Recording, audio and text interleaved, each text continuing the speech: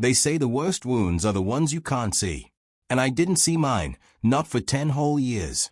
I laid next to a woman who kissed me goodnight with lips that had tasted another man. I told her I loved her while she looked me in the eye and smiled, knowing damn well she'd been living a lie. And I believed her. Every word. Every fake tear. Every excuse. I thought I was building a forever with her. But she was just buying time. What I uncovered shattered everything.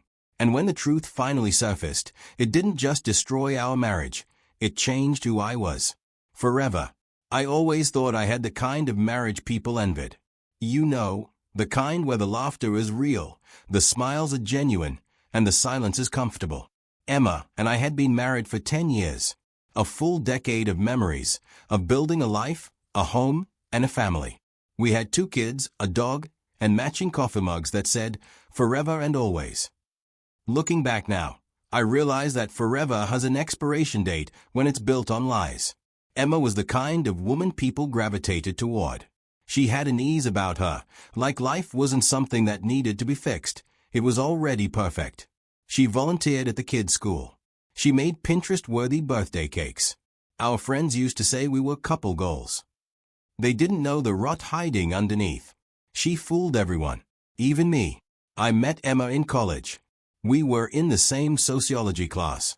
I was the quiet guy in the back with headphones on. She was the radiant girl who walked in 10 minutes late, but made it look intentional. She was confident, witty, warm. I fell fast. We dated through graduation, through our first job offers, through the transition into adulthood. We were each other's constants in a changing world. I proposed on the beach where we had our first kiss. She cried. Said yes. Said she'd love me forever. She didn't. It started changing around year 7. Not dramatically, not all at once. Just little shifts. Her phone was always face down. She suddenly had new friends I'd never heard of. She'd get up in the middle of the night and claim she couldn't sleep. I'd find her scrolling on her phone, her screen turned away from me. One night, I reached for her phone to check the time and saw her flinch.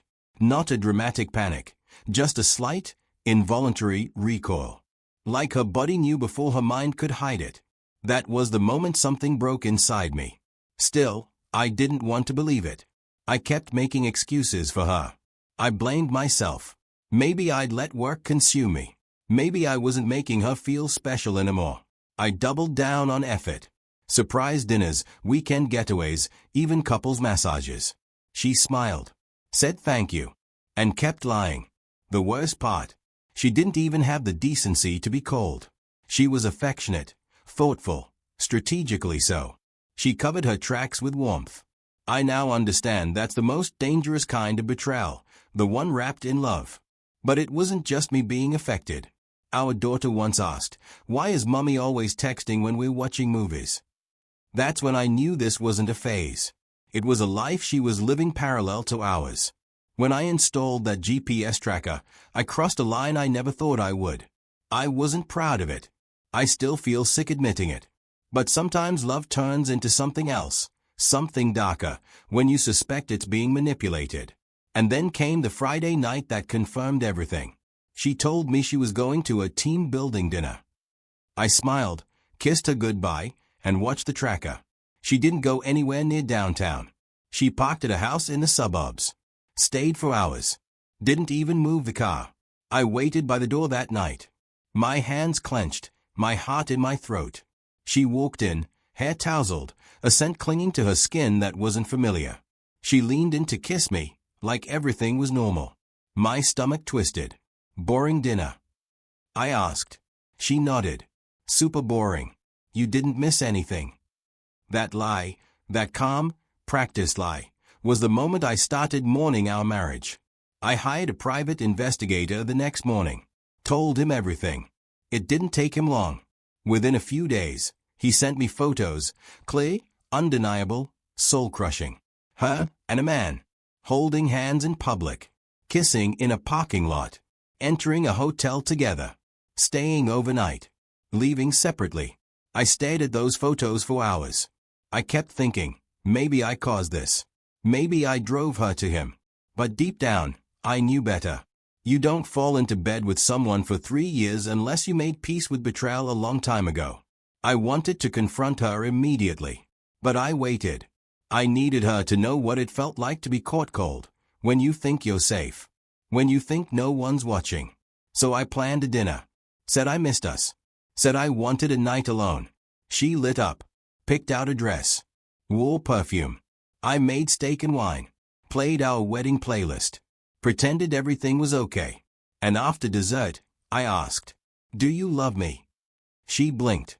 "Of course." "Then tell me the truth," I said softly. "How long has it been going on?" Her fork slipped from her hand. She didn't say, "What are you talking about?" She said nothing. I continued, "I know about Jake. I know about the hotel. I know it wasn't just once. I know it's been 3 years." Tears filled her eyes, but none fell. Her mask was breaking, but she was still trying to keep it together. "I'm sorry," she whispered. "I didn't mean to hurt you." That was the moment I felt something inside me die. Not the pain. Pain meant I still cared. This was something worse. A numbness. A quiet, aching death of everything I believed about her. I didn't shout. I didn't flip the table. I just told her to sleep in the guest room.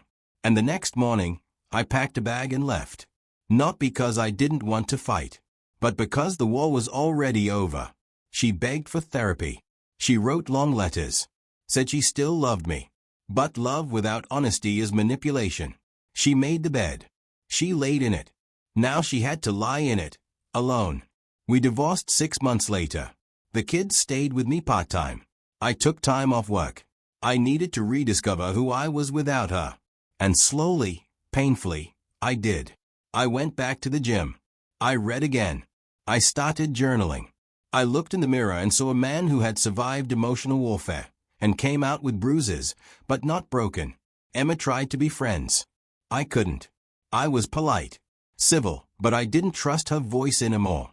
Once, she said, "I miss us." I said, "You missed us when you chose him over and over again." It wasn't bitterness, just truth. Now, a year and a half later, I live in a small place with big peace. My kids are doing better. We talk. We heal. They ask questions sometimes, and I answer honestly, but gently. And me? I'm okay. I've learned that betrayal doesn't define you, but how you rise from it. That absolutely does. If you're in that place, if you're sleeping next to someone who feels like a stranger, if your gut keeps whispering something's not right, listen. Because secrets have a way of showing up. Eventually, they don't knock. They break the door down.